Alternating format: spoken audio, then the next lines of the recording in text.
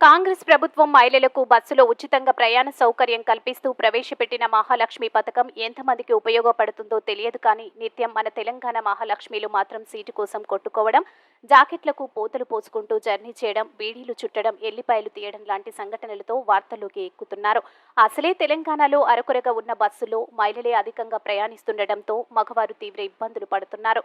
ఇక పండగ వేళల్లో అయితే ప్రత్యేకంగా చెప్పాల్సిన అవసరమే లేదు. మగవారు పడుతున్న కష్టాల గురించి అయితే ఆర్టీసీ బస్సులో ఫ్రీ టికెటే కదా అని మహిళలు అవసరం ఉన్నా లేకున్నా బస్సులు ఎక్కేస్తున్నారనే విమర్శలు చాలా ఉన్నాయి.